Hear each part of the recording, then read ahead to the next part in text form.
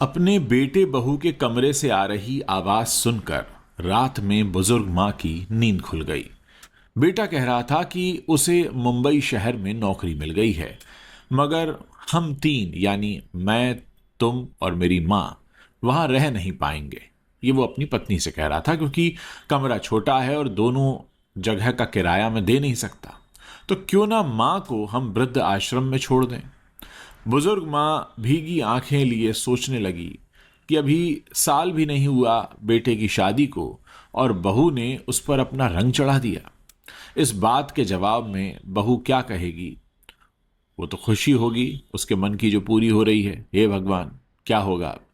मगर कमरे से जब आवाज आई तो असल में अपने पति की बात सुनकर वो पत्नी बोली कि नहीं, माँ और मैं यहीं रहेंगे। मैं पढ़ी लिखी हूँ, बच्चों को ट्यूशन पढ़ाकर इतना तो काम कर ही लूंगी कि मेरा और माँ का गुजारा हो जाए। और आपने तो बताया था कि माँ ने आपको लोगों के घरों में काम करके पढ़ाया था। सोचो, अगर माँ भी आपको किसी अनाथ आश्रम में छोड़कर अपना जीवन शुरू करती तो आज आप कहाँ होते।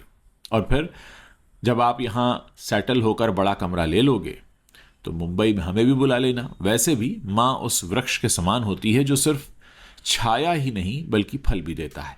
माँ ये सुन रही थी और उसकी आंखों में आंसू छलक आए और उसे भी समझ आ रहा था कि उसे बहू के रूप में एक बहुत अच्छी बिटिया मिली है। दोस्तों, इस छोटी सी कहानी का भाव भी यही है। सास बहू का रिश्ता भी माँ बेटी का रिश्ता होता है। दोस्तों, अगर दोनों तरफ से प्रेम और सम्मान देने की कोशिश हो तो सचमुच ये रिश्ता बेहद प्यारा है, जो घरों को, परिवार को जोड़ने में एक महत्वपूर्ण कड़ी बन जाता है।